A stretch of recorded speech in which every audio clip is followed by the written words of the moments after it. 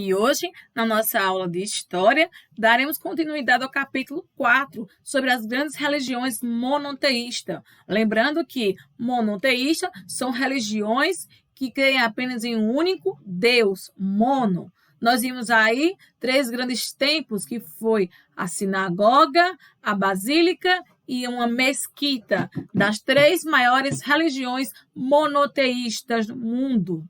Vimos aí, não é, sobre as religiões monoteístas, que foi o judaísmo, o islamismo e vamos ver agora, né, o cristianismo. Nós vimos aí, né, sobre a mesquita, nós vimos sobre a sinagoga e sobre a basílica. Vamos conhecer agora, né, dando continuidade ao capítulo, na página 43, sobre o cristianismo, né, de Cristo. Vamos ver na página 43, acompanhe na aula de hoje. Cristianismo é uma das grandes religiões monoteístas. A Bíblia, que é o livro sagrado, né, dos cristãos, é a obra mais lida de toda a história. Sua primeira parte é conhecida como Antigo Testamento e foi inspirada na Torá dos judeus, né? Nós vimos aí que o livro sagrado dos judeus é a Torá. A segunda parte é chamada de Novo Testamento, baseia-se principalmente nos ensinamentos de Jesus de Nazaré, né? Para o cristianismo, os ensinamentos de Jesus Cristo, Jesus de Nazaré. Jesus, que nasceu na região da atual Palestina, na época em que os romanos dominavam aquele território. Esse acontecimento ficou marcado como o primeiro ano do calendário cristão que é usado no Brasil. Então, aqui no Brasil, nós usamos aí o calendário cristão, que conta a partir aí do nascimento de Cristo. Por volta dos 30 anos, Jesus e seus apóstolos percorreram diferentes lugares, fazendo pregações que desagradavam autoridades da época. Ao mesmo tempo, essas pregações ganharam a simpatia de muitas pessoas, pois falavam, entre outras coisas, de amor ao próximo, perdão e caridade. Então, as autoridades não gostavam do que Jesus pregava, né? Pregar o amor, pregar o perdão, a caridade, né? Muitas autoridades não gostavam, porque Jesus, né, denunciava as injustiças que aconteciam, altos impostos que eram cobrados à população, né? E aí, Jesus Cristo foi acusado de blasfêmia, Jesus foi condenado à morte por crucifixão. Esse fato fez espalhar seus ensinamentos, o que acabaram dando base a uma nova religião monoteísta, o cristianismo. Cristo é uma palavra grega que significa ungido, consagrado, o Messias. Para seus seguidores, Jesus é o Cristo, ou seja, aquele que foi enviado por Deus para salvar os homens. Durante 300 anos, os cristãos foram perseguidos pelos romanos, entre outras razões, porque a crença em um único Deus os impedia de aceitar que os imperadores se proclamassem deuses. Vocês viram que em Roma nós tínhamos vários deuses, e quando Jesus nasceu, né, ele veio o rei que veio salvar a humanidade, eles não aceitavam um novo rei, né? Então, quando os cristãos passaram a acreditar em Jesus Cristo, que veio enviado por Deus para salvar os homens, os romanos perseguiram eles por acreditar em um único Deus, enquanto na época tinha-se a crença em vários deuses. Então, isso não era possível, né?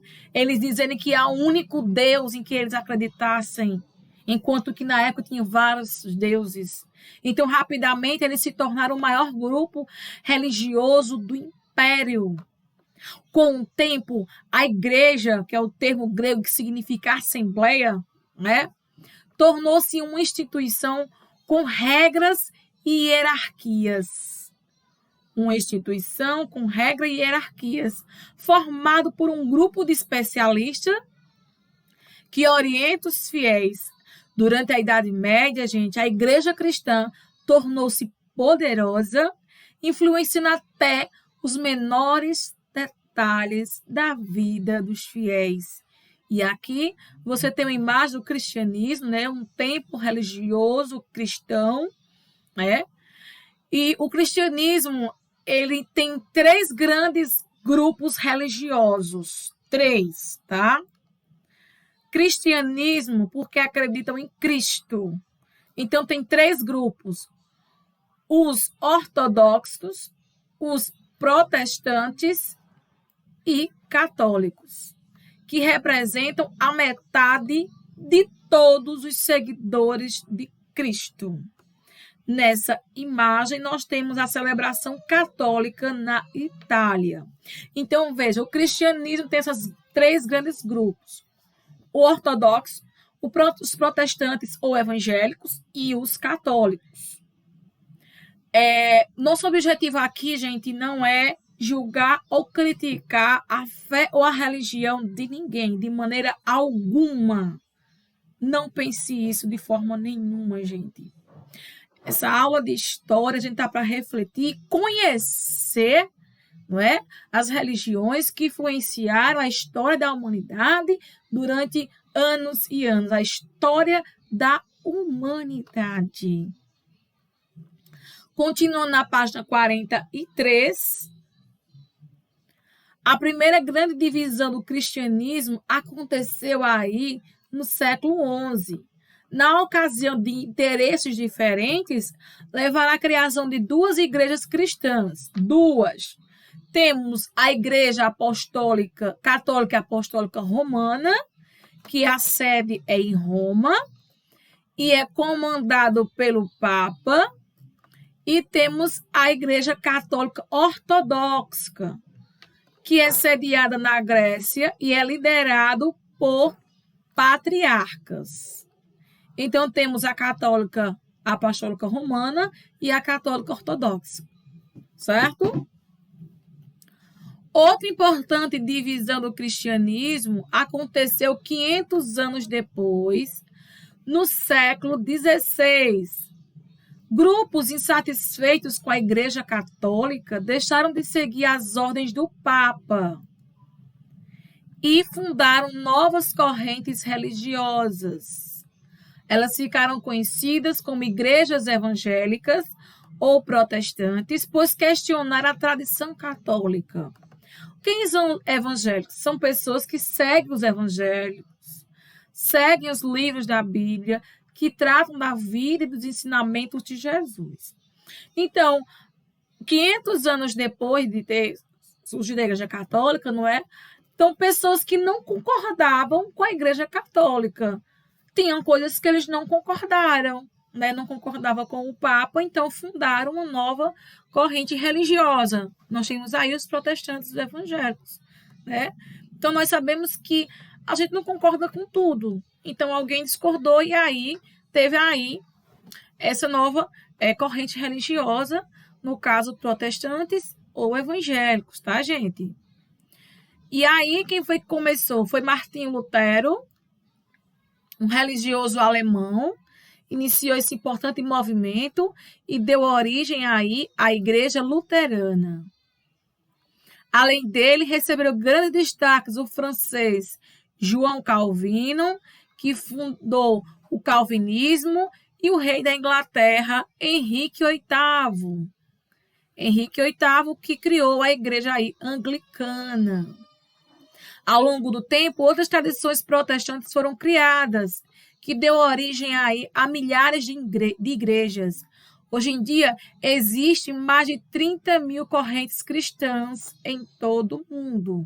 Né? São diferentes correntes religiosas, mas que todas têm algo em comum. São cristãos, acreditam em Jesus Cristo. Tá certo, gente? Independente da religião, mas todos acreditam em Jesus Cristo. Cristianismo aqui no Brasil. Por quase 400 anos, o Brasil foi um país oficialmente católico. Representantes da Igreja Católica foram fundamentais para a ocupação portuguesa no Brasil. A cidade de São Paulo, por exemplo, foi fundada por religiosos católicos, a cidade de São Paulo. E até o século XVIII, todas as escolas do Brasil eram administradas por lideranças dessa igreja. Nós tínhamos aqui na ocupação do Brasil os padres jesuítas, né, que pregavam a Igreja Católica. Essa situação se alterou com a proclamação da República em 1889, em que o Estado brasileiro passou a ser laico. Quando foi proclamada a República em 89, em que fizeram uma nova Constituição para o Brasil, então o Brasil deixou de ser um país oficialmente católico para ser laico. E o que é isso? Nós vimos que um Estado laico é o Estado em que as pessoas podem escolher e seguir a religião que quiserem. Ninguém é obrigado a seguir apenas uma religião. Cada um é livre para escolher o seu credo, a sua religião. Por isso que o Brasil é um país, é um Estado laico, certo? E diante da importância do catolicismo em nossa história, grande parte da população brasileira segue essa tradição. Todavia, nas últimas décadas, o número de católicos tem diminuído, ao mesmo tempo que as comunidades evangélicas ganharam enorme força no país. Então, o número de católicos vem diminuindo, de evangélicos vem aumentando. As primeiras igrejas protestantes estabeleceram aqui no Brasil, na região sul, no começo do século XIX. Em 1910, que foi fundada no Paraná e em São Paulo, a Congregação Cristã. Um ano depois, foi criada aí a Assembleia de Deus. Olha, aí em 1910, aí um ano depois, foi criada aí a Assembleia de Deus. Ainda hoje, elas são as maiores igrejas protestantes do nosso país. 1910, no caso de 1911, não é? Um ano depois. Desde 1960, os evangélicos passaram a crescer de forma acelerada, conquistando seguidores por meio de veículos de comunicação, como o rádio e a TV. Nesse grupo tem um destaque a Igreja Universal do Reino de Deus, né? Fundada aí em 1977 no Rio de Janeiro. E aqui você tem uma imagem, não é? Sobre as tradições evangélicas que ganharam milhões de seguidores e se diversificou no Brasil. Alguns ultrapassaram fronteiras e criaram comunidades diferentes. Temos aí garotas lendo a Bíblia, um culto evangélico atual. Na página 45, temos uma atividade que você vai explicar essas palavras associadas ao capítulo. Então, esse significado você vai encontrar nesse capítulo 4. O que é monoteísmo, o que é rabino, muçulmano, islamofobia, Cristo e igreja. Página 46, temos mais um texto interpretando. O mundo inteiro conhece a gigantesca estátua do Cristo Redentor no Rio de Janeiro. Já vimos o grande cartão postal do nosso país. Foi inaugurada em 1931 no topo do Corcovado. Esse cartão postal é encarado por todos como imagem de marca do Brasil. Símbolo de um país de cristãos, sem dúvida. O Cristo do Corcovado pretende ser um ícone católico de um país católico. Só que hoje, cada vez menos católico. Mas, mais que um país católico, o Brasil parece se tornar cada vez mais um país cristão.